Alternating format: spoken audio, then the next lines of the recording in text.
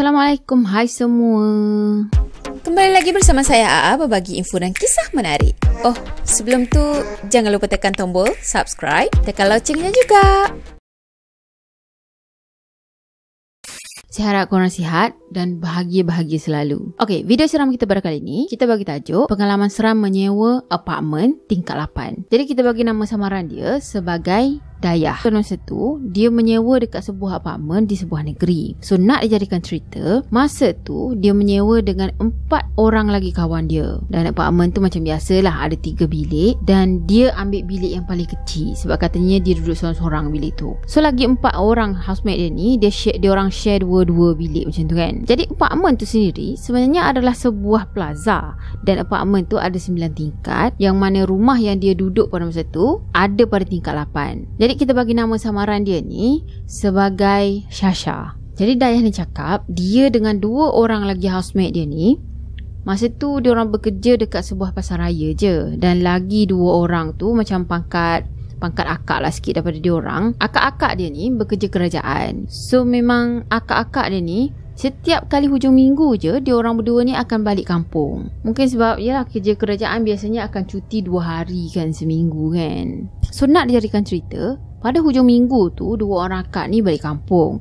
Jadi tinggallah dia orang bertiga kan. Jadi balik je kerja dah dalam pukul 10 malam dah. Katanya biasalah kalau kerja pasar raya kan pukul 10 malam baru balik. Lagipun pasar raya yang dia bekerja ni dekat je dengan rumah dia, dalam 5 minit macam tu je kalau berjalan kaki. Tapi dia orang ni biasalah kalau balik kerja, dia orang tak terus mandi, bersihkan diri dulu tau. Balik je kerja, dia orang akan lepak-lepak dulu, baring-baring kan, duduk depan TV, tengok TV, main phone, macam-macam lah. So pada masa tu, dekat rumah dia orang hanya ada dia, Dayah ni, Syah, kawan dia dan juga Alin. Kebetulan Alin ni keluar makan tau dengan kawan-kawan dia. So tinggallah si Dayah dan juga Syah. Dan malam tu dia cakap tiba-tiba je diorang ni macam terlebih rajin pula. Nak pergi mengemas dapur, lepas tu basuh-basuh pinggan mangkuk dalam sink tu. Pula tu masa tu Syah tengah masak Maggi. Ya biasalah kan kalau dah orang bujang, kalau malam-malam sikit lapar mesti masak Maggi kan. Sebenarnya bukan orang bujang je tau, orang kahwin pun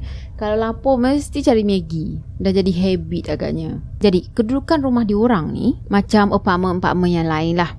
Dia akan ada pintu, lepas tu ada gap sikit antara pintu dengan grill tu. Lepas tu ada grill kan. Grill pula ialah berpagar, bertutup rapi lah, ada kunci semua. Jadi siapa-siapa je yang balik, mesti dia orang akan dengar bunyi grill tu dibuka kan. Jadi masa duduk dapur tadi, tengah masak-masak, tengah berborak dengan Syah tu, tiba-tiba je Dayah ni terdengar bunyi grill tu dibuka tau. Krek, dia buka lepas tu gang, ditutup kan. Dan tak semena-mena Dayah ni dengar ada orang bagi salam tau.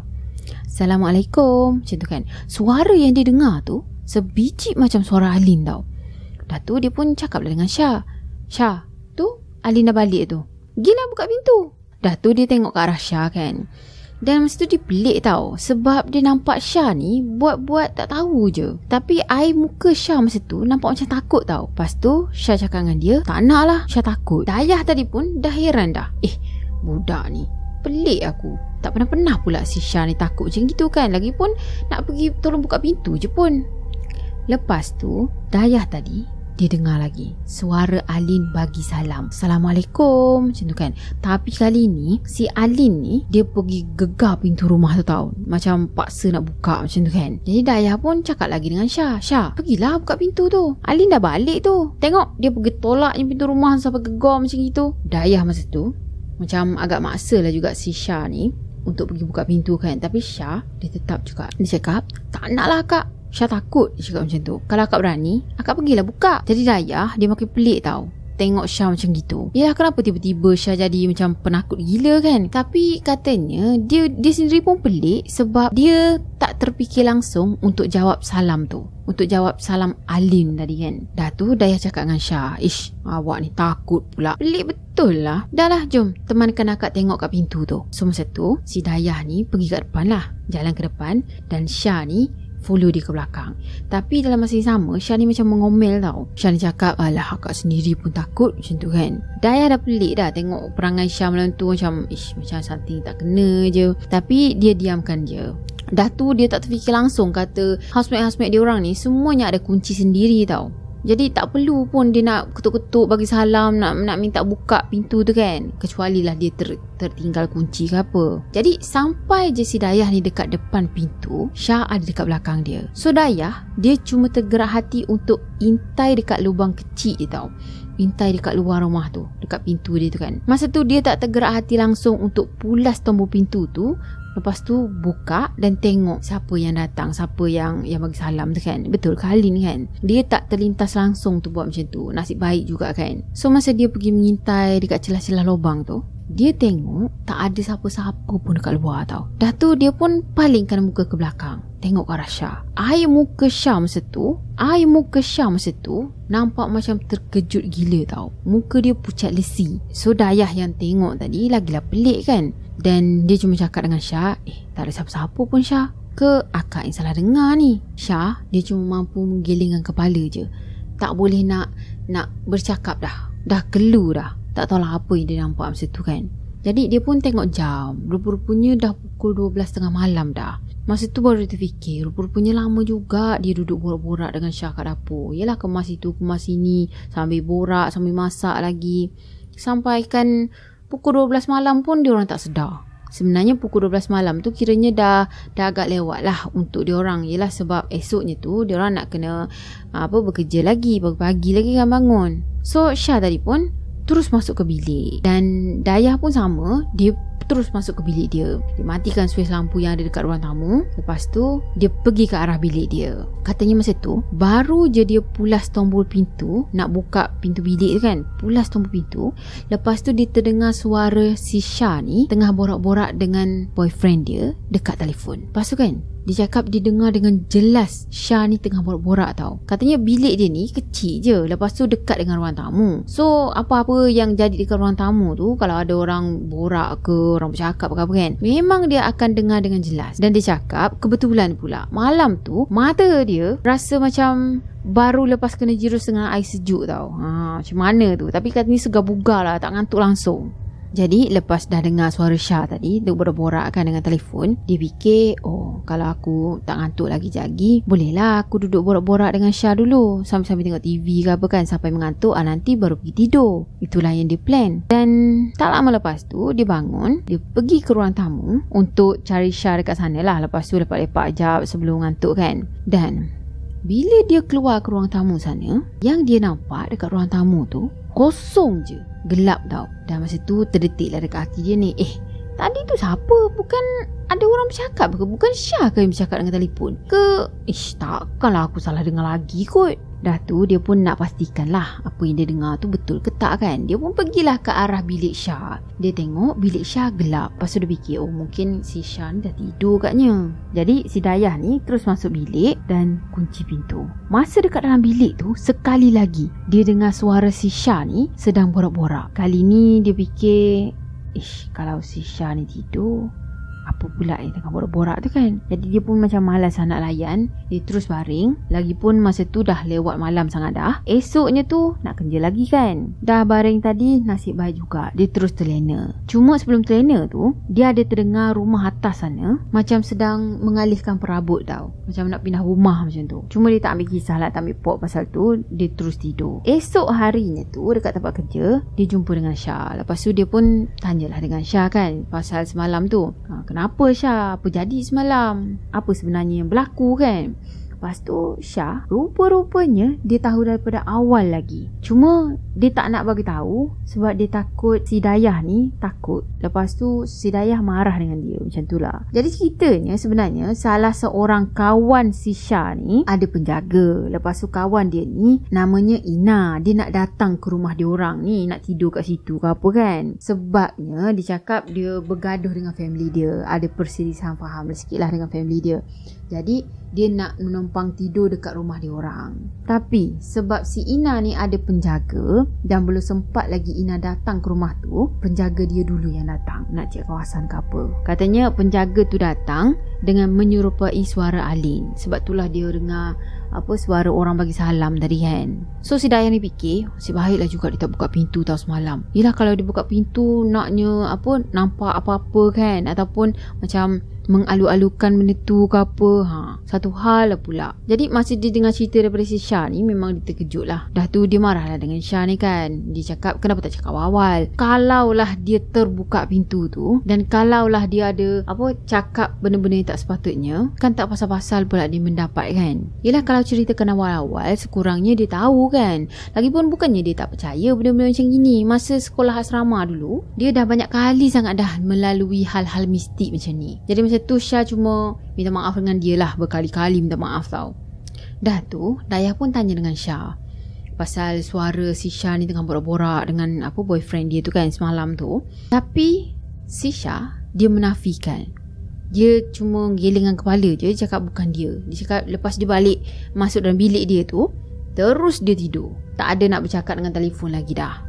Ambil ni. Dah tu Dayah pesan lah kat dia, lain kali kalau ada benda-benda macam gini, bagi tahu dia awal-awal. Sebab yelah, bukan dia nak marah pun kalau orang tu nak datang, dah tahu ada penjaga ke apa kan. Tapi yelah, sekadar untuk berjaga-jaga.